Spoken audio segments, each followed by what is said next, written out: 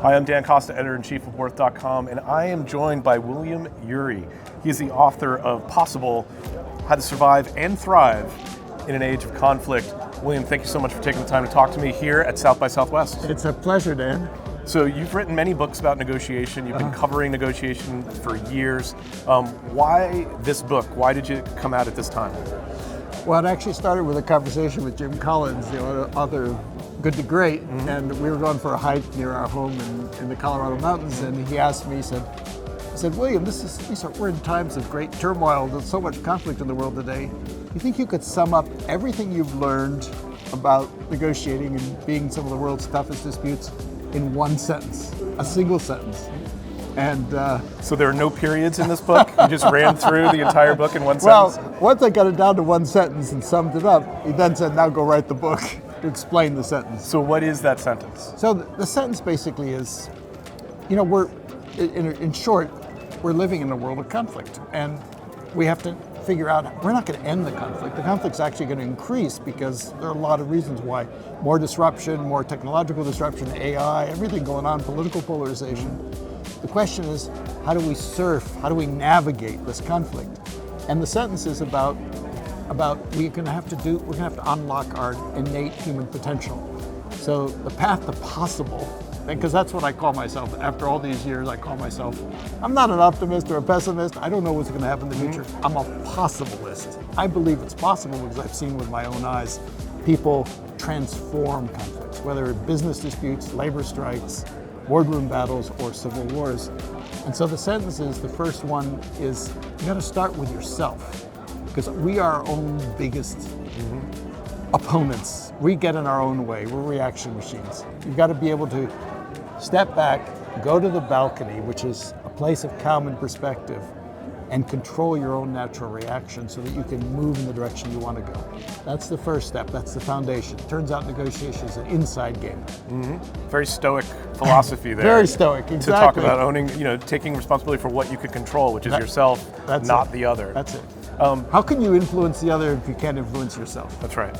We talked a little bit before we started filming. Like, to me, it seems like things are getting worse, not better. That there are more conflicts. There's certainly more open wars that have been in my lifetime. How do you see it, having your perspective? Like, is something breaking down? Are things really getting worse, or are we just not taking a long enough view? Well, at the moment, things seem to be getting worse. This particular year, war in the Middle East, war in Ukraine, political polarization in this country, the waves are getting higher, and that we're going to have to navigate that.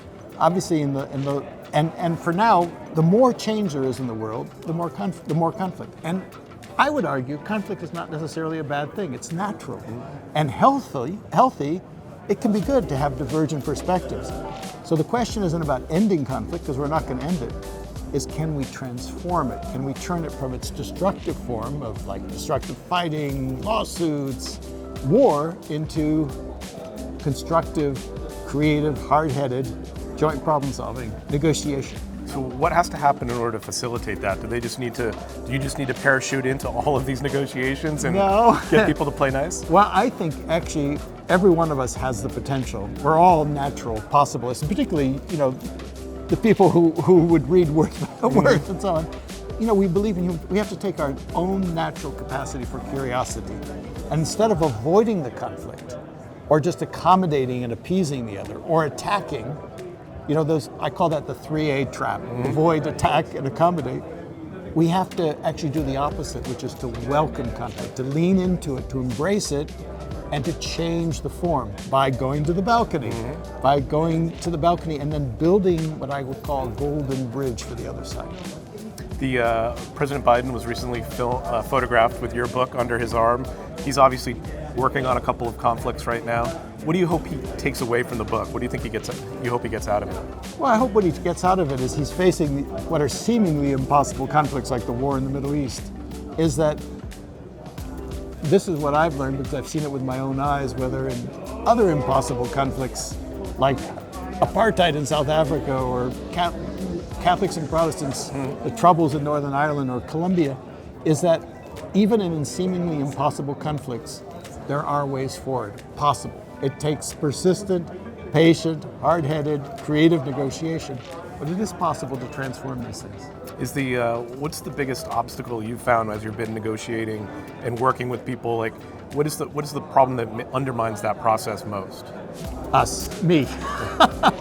We're our own biggest enemies. We get it our own way because we're reaction machines. We tend to act quickly, and particularly in today's era, social media, everything like that, we tend to get very reactive.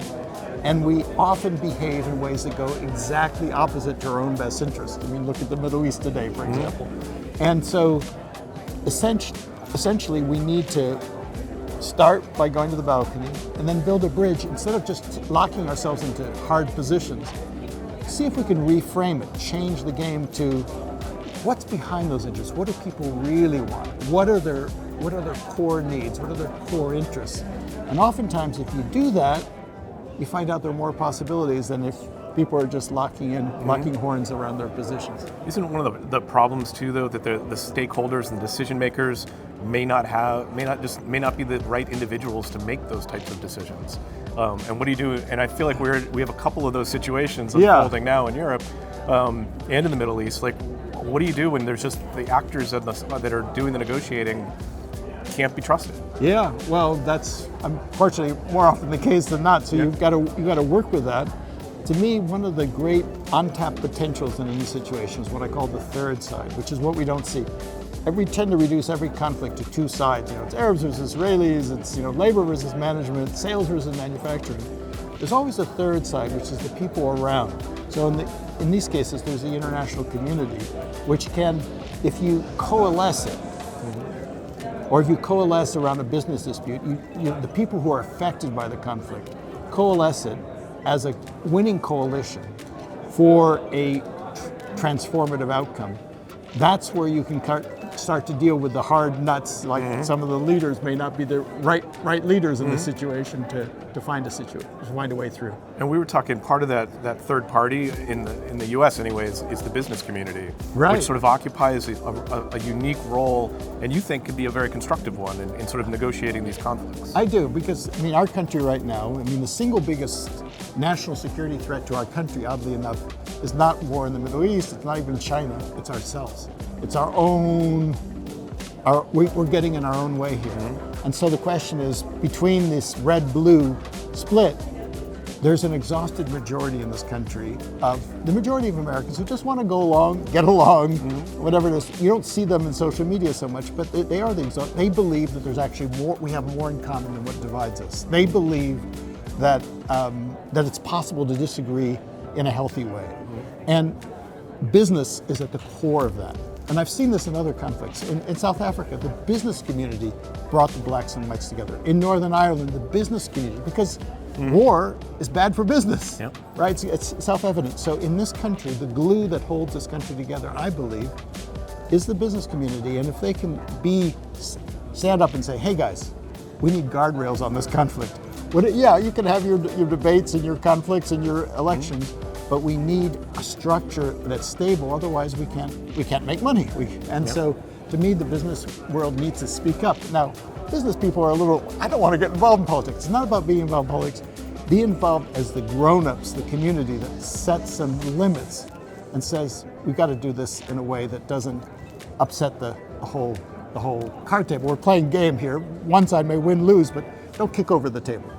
Well, the book's getting great reviews. Thanks so much for taking time to talk to us here at South by. Great. Thank you so much. My pleasure, Dan. You get more on Worth.com and on YouTube. I'm Dan Costa, editor-in-chief of Worth. I'll see you soon. Great. Thank you, Dan.